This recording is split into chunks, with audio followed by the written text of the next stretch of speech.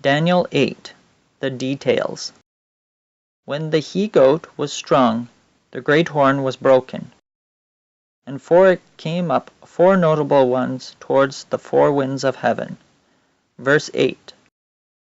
And out of one of the 4 horns came forth a little horn, which waxed exceeding great, toward the south, and toward the east, and toward the pleasant land. Verse 9. Which horn or direction does the little horn come from? The west horn? The north horn? The east horn? Or the south horn? 4 horns. The 4 horns toward the 4 winds of heaven. The south horn, the east horn, the north horn, the west horn. 4, right? The little horn and its conquests. The little horn, toward the south, toward the east, and toward the pleasant land. 4 also. That can't be a coincidence. Perhaps the 3 conquests are the remaining 3 horns. So toward the south is conquest of the south horn, and toward the east is conquest of the east horn.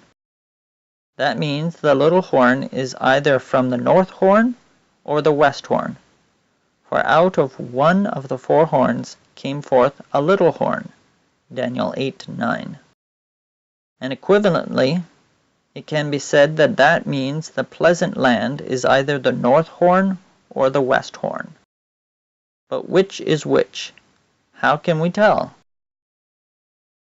Daniel 8. The context.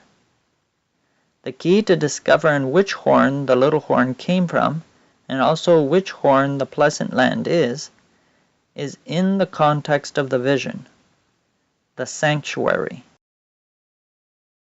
Recall the standards of the camp of Israel according to Jewish tradition, the symbolic directions of the sanctuary of Israel's wilderness wanderings. See the study for further details. The lion of the camp of Judah, the man of the camp of Reuben, the ox of the camp of Ephraim, and the eagle of the camp of Dan. The little horn, Daniel 7 and 8 through 12. Therefore the he-goat waxed very great, and when he was strong, the great horn was broken, and for it came up 4 notable ones towards the 4 winds of heaven. And out of one of them came forth a little horn, which waxed exceeding great, towards the south, and towards the east, and towards the pleasant land. Daniel 8, 8 and 9. So we have the little horn, and we have the pleasant land, and we have the 4 horns, 2 of which are known, the south horn and the east horn having been destroyed by the little horn, and 2 of which are unknown, the west horn and the north horn, as we don't know from which comes the little horn or which is the pleasant land. And finally, we have the standards from the sanctuary of the wilderness wanderings and the camp of Israel. So which is which? How can we tell? The text we have read, Daniel 8, 8 and 9, is Daniel's vision. But there is the angelic interpretation of Gabriel also, Daniel 8, 22 through 24. Now that the great horn being broken, whereas 4 stood up for it, 4 kingdoms shall stand up out of the nation, but not in his power. And in the latter time of their kingdom, when the transgressors are come to the full, a king of fierce countenance and understanding dark sentences shall stand up, and his power shall be mighty, but not by his own power.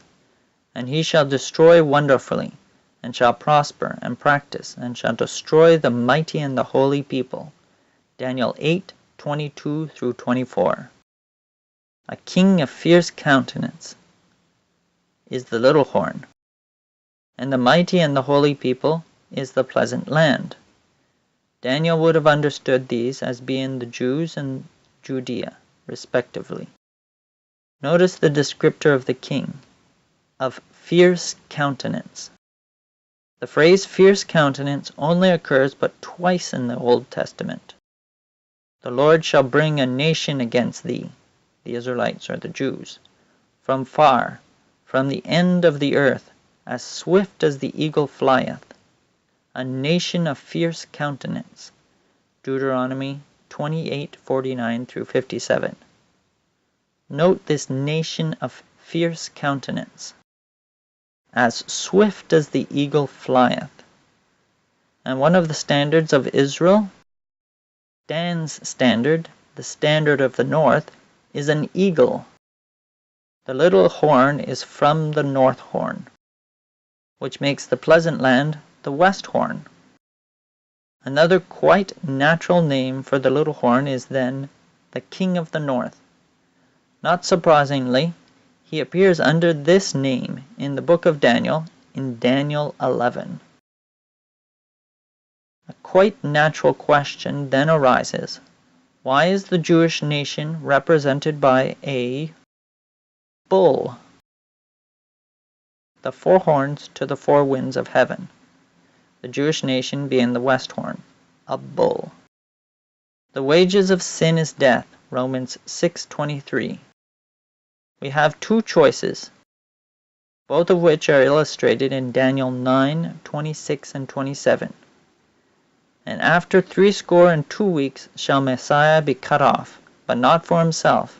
And the people of the prince that shall come shall destroy the city and the sanctuary, and the end thereof shall be with a flood. And unto the end of the war desolations are determined. And he shall confirm the covenant with many for 1 week. And in the midst of the week he shall cause the sacrifice and the oblation to cease. And for the overspreading of abominations, literally, upon the wing of abominations, he shall make it desolate, even until the consummation, and that determined shall be poured upon the desolate. Either 1. We accept Christ's, the Messiah's, sacrifice on the cross of Calvary, or 2. We become the sacrifice, as illustrated in the destruction of Jerusalem and the Jewish nation. The Jewish nation rejected Christ and his sacrifice, so they became the sacrifice. Notice God's perfect picture. In Daniel 8, the little horn, the eagle of the north, destroys the pleasant land or Judea, while in Daniel 9, desolation of Jerusalem and the temple comes upon the wing of abominations. Verse 27. Obviously an eagle's wing. Note, the horn is Rome, both in its pagan and papal united and divided phases.